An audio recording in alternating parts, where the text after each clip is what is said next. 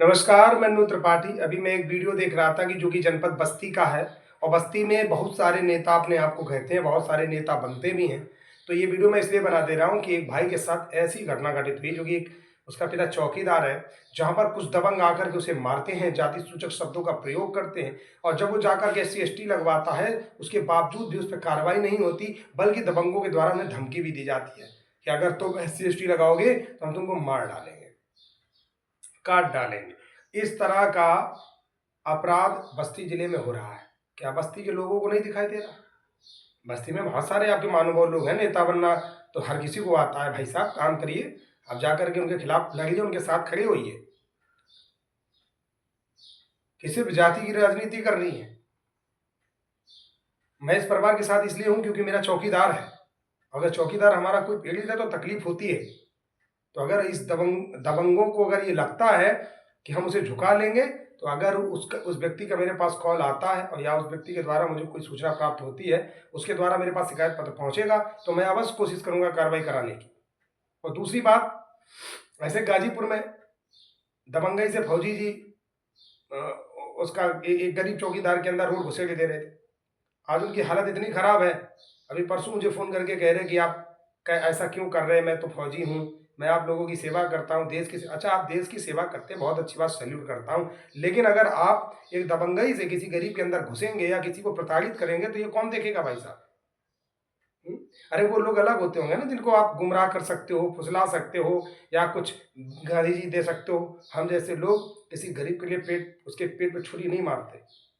अगर उसकी तकलीफ मुझ तक पहुंची है ना, तो उस पर निदान करने की कोशिश करते हैं। और मैं देख रहा हूँ कि बहुत सारे अधिकारी उसके दरवाजे पे जा भी रहे हैं और वो हमें बराबर वीडियो भी भेज रही है। तो मैंने उससे कहा कि टेंशन मत लो, बिल्कुल परेशान मत होना, भगवान चाहेगा जल्दी ही आपकी विजय होगी और आपको ही सफलता मिलेगी, क्योंकि सत्य कभी हारता नहीं। दबंगई चाहे जितनी भी दिखा ली, उन्होंने बहुत हमको बोला कि हमारा बड़े बड़े चैनलों में लिंक है, योगी जी तक लिंक है। अरे तो लिंक है तुम्हारा, तो इसका मतलब आप किसी गरीब आदमी के साथ गुंडागर्दी करोगे? है?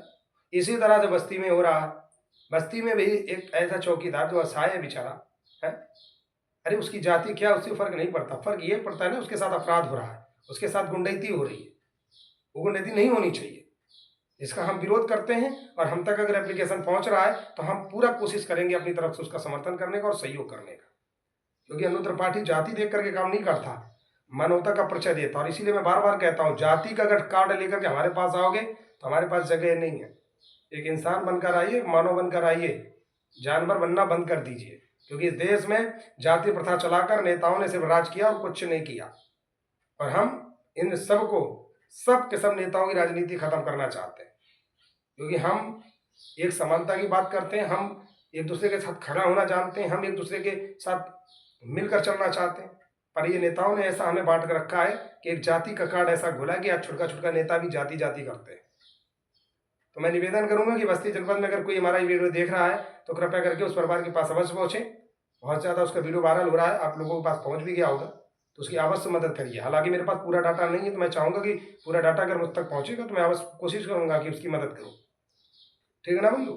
ये हालत है इस देश प्रदेश में चल रही, फिर भी लोगों को शर्म नहीं आ रही है। चौकीदारों आंखें खोलो, तुम्हारे साथ जो जुल्म हो रहे हैं ना, ऐसे ही होते रहेंगे अगर नहीं जागोगे।